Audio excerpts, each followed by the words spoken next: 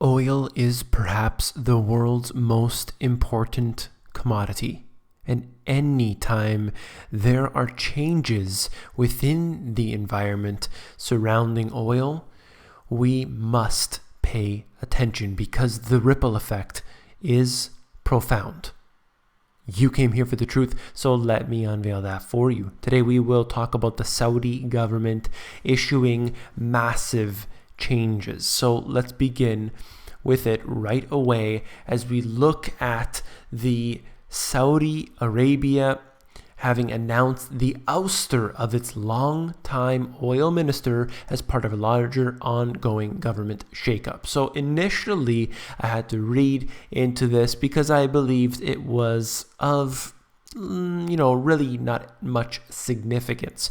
However, this individual here has been known for quite some time. In fact, they were saying that just the words that he speaks, which are seldom, he makes massive jumps or drops in the price of oil. This is a very important individual. And it's funny that Saudi Arabia decides to basically boot the guy out. Now, at this time, at this very important time, why would they get rid of this individual? What's happening? Well, because of the price of oil, and they have been pumping and refused to stop pumping, they have created, this is the official story, of course, they have created this glut in oil. And what has happened there is causing, obviously, the drop that we have seen. So I don't know exactly what their plans are with this, but I believe they're almost pinpointing the mess that's been going on this individual. And so what do? They kick him out. It's just like any other coach of a sports team or leader in a particular country. They blame this individual, and I don't think that's a good thing to do.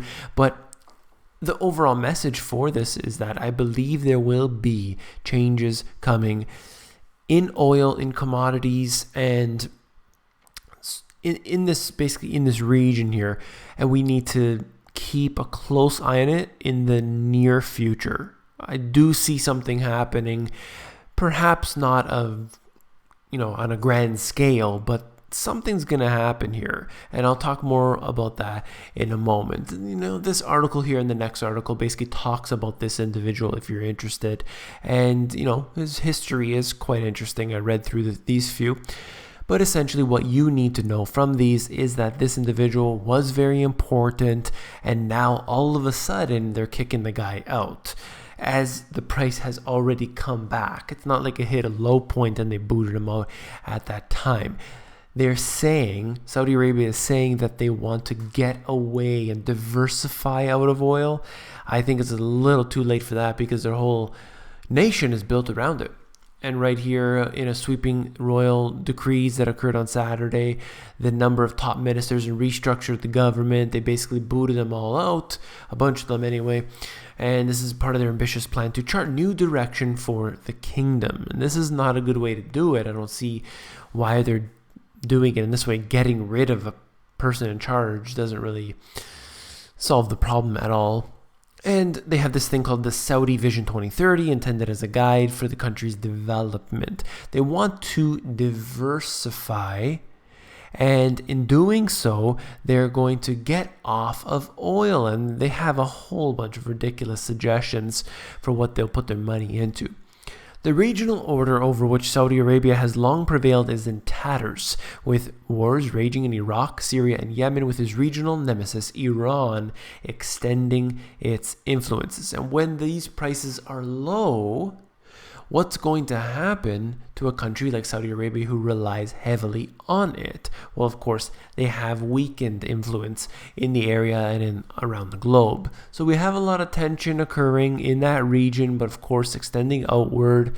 And this is something that isn't going to go away anytime soon. Then we have natural disasters which are occurring, and this one particular, as you see in Fort McMurray in Canada, with the wildfire, unfortunately very sad, very tragic.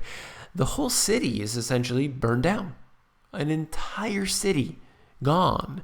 A very important city for Canada's oil. So they're suggesting that this is going to put a lot of oil out of commission for the indefinite future at this point. So we'll keep an eye on those wildfires. Very sad information.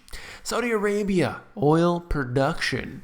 I found this to be interesting, showing you back from 96 up until present. So you're seeing basically these few decades here.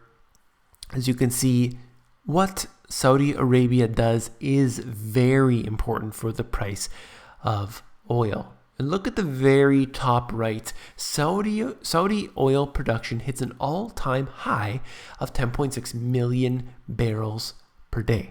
They said that there was a glut of 2 million barrels per day. Now that's interesting to me, because if they did not go into this region here and did not pump more than they ever have before. In fact, if they went back down to, let's say, 2010, 2011 levels, there would be no glut. Think about that for a second. They kept pumping and pumping more and more, not the same amount, even when it wasn't being called for. They pumped more and more and more, and supposedly, anyway, caused this crisis. I find it very unusual that they would do this. If we're going by the official story, if we're going to believe all this, that there actually is a glut of oil, which there may be and there may not be. Well, we don't know. That's the truth. You know, the inventories that they claim, we really don't know. I don't believe that the inventories were at least showing what they did show in such a short period of time. So in about a year and a half, all of a sudden they had a glut. And that came out of nowhere. See, the glut, you chart it on the charts here. You can see how fast it happened, or slow, I should say. But then you see the effect on the market. It was practically overnight that the prices began to drop quickly. So something's fishy here, that's for sure. And last but not least, wildfires in Canada, instability in Venezuela, stalling U.S. frackers, drops in oil output are happening so fast. It looks as if the Americas alone could resolve global oversupply. So what's going on here? What are they talking about? In fact, they said this.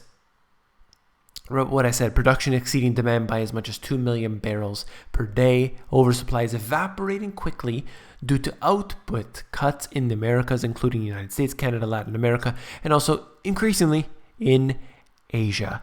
Okay, this is the unplanned oil supply disruptions they're talking about. But think about this for a second, as I just mentioned, just cover quickly, the fact that all of a sudden there's these situations, and now the price can rise again because of these natural disasters. You know, Canada really doesn't pump that much oil, ships it out to other places around the world. It's really not that much in the grand scheme of things. You know, when you look at Venezuela, Venezuela wants to pump a lot of oil, I'm sure. And they'd be willing to do that. I'm sure they would be willing to work with U.S. corporations, that's for sure. And they ultimately don't have a choice, of course.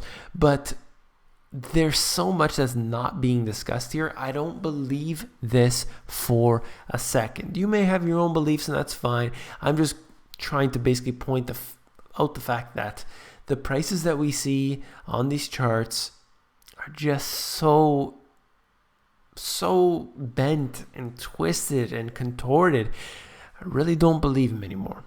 That's just what I believe. I hope you found this video informative. If so, please give me a thumbs up. Last but not least, if you found this video informative, you will find my book, The Money GPS, even more informative. You can see it if you head over to Amazon. If you like it, take care. Okay, it is now Sunday morning at about 3:40 a.m. Had to get a video out. Haven't done one for a couple of days and just been extremely busy. So I hope you do enjoy this and appreciate the work I'm doing here. I appreciate all of the positive comments, constructive criticisms, all the purchases of my book, and thank you for sharing everything with me. Thank you so much for the support that I get through the donations. And that's all I want to say. Thank you all. Good night.